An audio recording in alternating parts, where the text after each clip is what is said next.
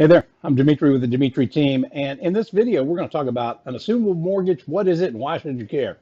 All right, so here's the thing. Somebody buys a house, they get a mortgage on it. Sometimes those mortgages are assumable. Many cases they are.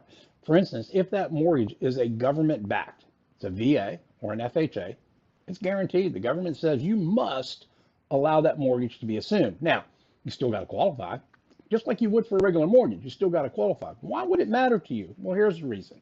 Let's say that I bought my house for $400,000 and I got a 3% mortgage on it, right? And I've owned my house for 8 years. So I bought it for $400,000. I mortgaged. Let's just say that I did $350,000 in my mortgage. I've had it for 8 years. All right, I had a 30-year mortgage. Well, that means I only got 22 years left on the mortgage, but it's amortized at 30 years. So it's a pretty decent monthly rate, right? I got a 3% interest rate on it. That's pretty good, pretty low. Today's prevailing rate, let's say, is 6%, double that. All right. Say I want to sell my house for $600,000. That's 250 grand above what the current balance is, or maybe a little bit more than that, of my mortgage. Well, if you can assume my mortgage, that means that half of the money, or a little more than half of the money that you need to have a loan on that house is at a 3% rate. And the remaining amount, you can either do cash, or you could do part of that, a little bit of cash, and part of it as a second mortgage at the 6, maybe 7% interest rate, right? So that becomes a blended rate.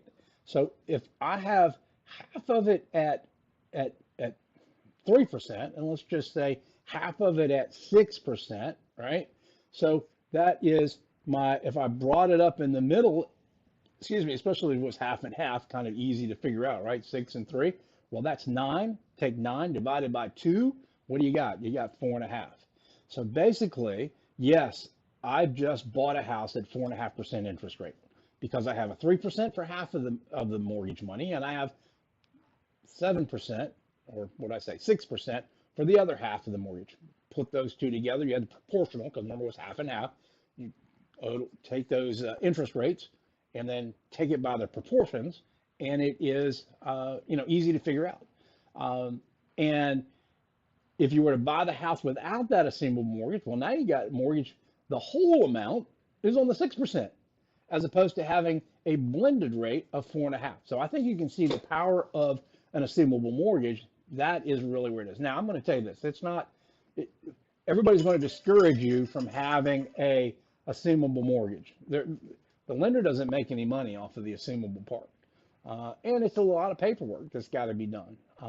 That's something we actually specialize in getting done for you, is getting you into that, and also identifying homes that have an assumable mortgage. Because many people don't even realize they have an assumable mortgage. Nobody's going to tell you. It's just going to go by the wayside. And just because it's not government backed doesn't mean it's not assumable. And a lot of times people will say, oh, well, there's a due on sale clause. That has nothing to do with it. There's other language in there that determines whether it is or is not assumable.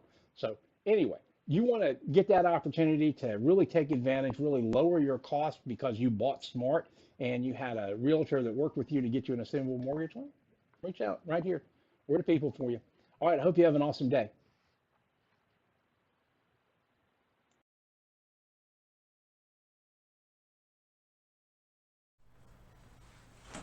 Hey, I almost forgot. Don't forget to subscribe and follow.